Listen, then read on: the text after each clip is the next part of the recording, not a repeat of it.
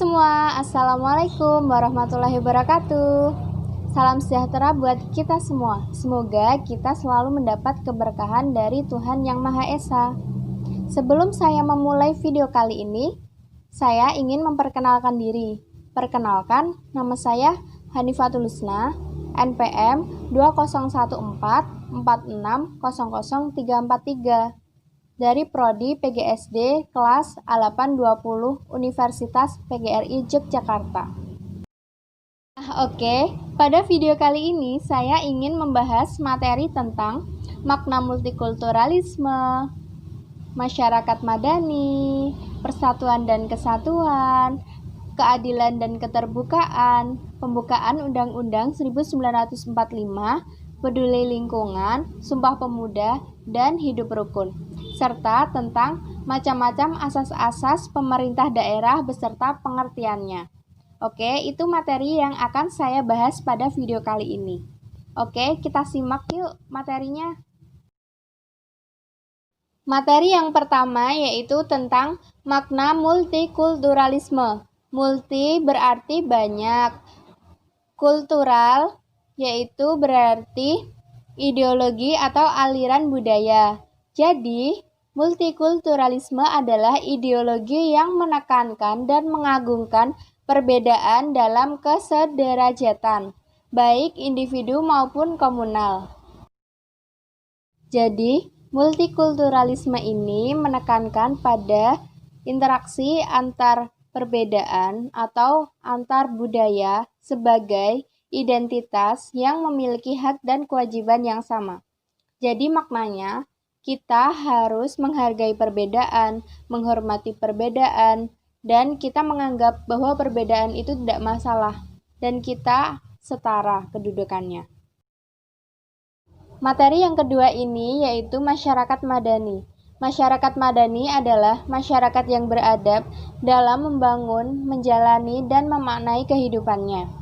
Masyarakat madani juga merupakan lembaga sosial yang digunakan untuk melindungi warga negaranya dari kekuasaan lembaga negara yang menggunakan kekuasaannya secara berlebihan.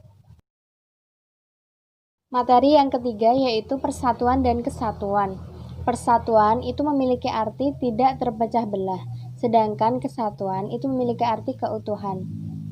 Jadi makna dari persatuan dan kesatuan itu walaupun kita memiliki perbedaan suku, budaya, agama, ras, kita harus tetap bersatu agar tidak terpecah belah.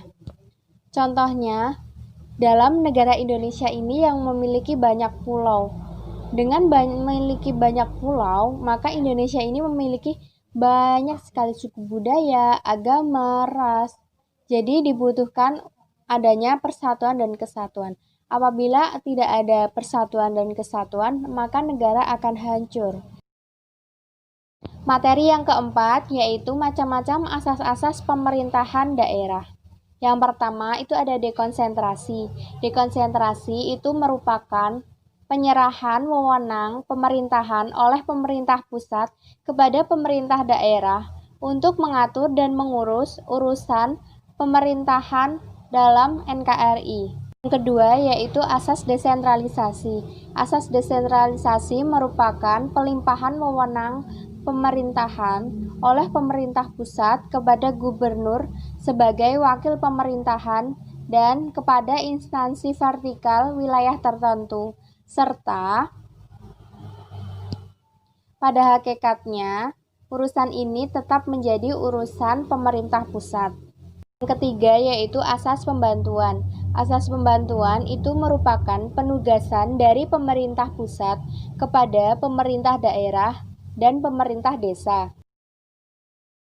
Materi yang kelima yaitu keadilan dan keterbukaan. Keadilan adalah suatu hal yang tidak memihak dan tidak sewenang-wenangnya. Sedangkan keterbukaan adalah perwujudan dari sikap jujur, rendah hati, adil, dan menerima pendapat serta kritik dari orang lain.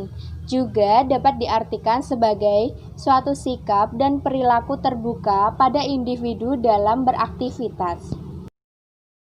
Materi yang keenam yaitu Makna pembukaan UUD 1945. Yang pertama, keteguhan bangsa Indonesia mendukung kemerdekaan melawan penjajahan. Yang kedua, pernyataan subjektif bangsa Indonesia untuk melawan dan menghapuskan penjajahan di atas dunia. Yang ketiga, pernyataan objektif bangsa Indonesia bahwa penjajahan itu tidak sesuai dengan pri kemanusiaan dan pri keadilan. Yang keempat, pemerintahan Indonesia mendukung kemerdekaan bagi bangsa Indonesia untuk berdiri sendiri. Alinea kedua memiliki makna bahwa kemerdekaan dicapai oleh bangsa Indonesia merupakan perjuangan melawan penjajahan.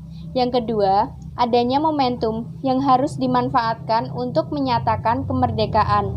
Yang ketiga, kemerdekaan bukanlah akhir dari perjuangan, melainkan harus menciptakan negara Indonesia yang merdeka, bersatu, berdaulat, adil, dan makmur. Ini yang ketiga, yaitu adanya motivasi spiritual bahwa kemerdekaan Indonesia itu didapatkan berkat Allah Tuhan Yang Maha Esa.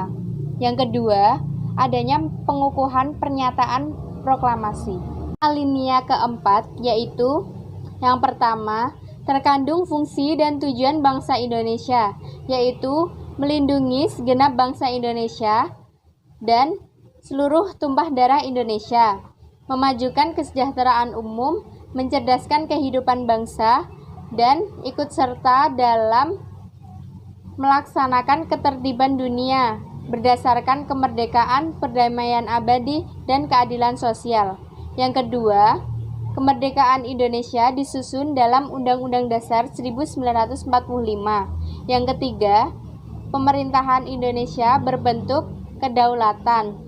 Yang keempat, berisi tentang dasar negara Indonesia, yaitu Pancasila.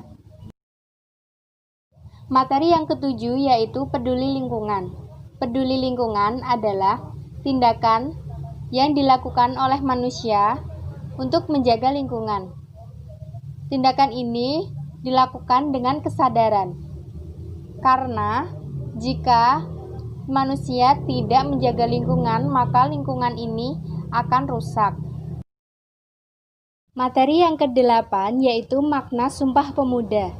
Makna Sumpah Pemuda yaitu yang pertama, menyatukan perjuangan bangsa Indonesia. Yang kedua, mendorong semangat juang generasi muda.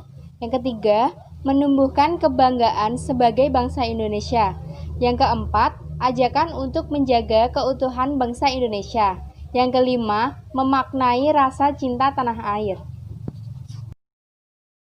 Materi yang terakhir yaitu makna tentang hidup rukun. Hidup rukun adalah hidup aman, tentram, damai, saling menghargai, saling menyayangi antar sesama, dan tidak adanya tindakan saling membeda-bedakan. Hidup rukun dapat kita lakukan di lingkungan sekolah, lingkungan masyarakat, dan lingkungan keluarga. Apabila kita melakukan hidup rukun ini, maka akan menciptakan keharmonisan. Itu dia materi yang bisa aku jelasin dalam video ini.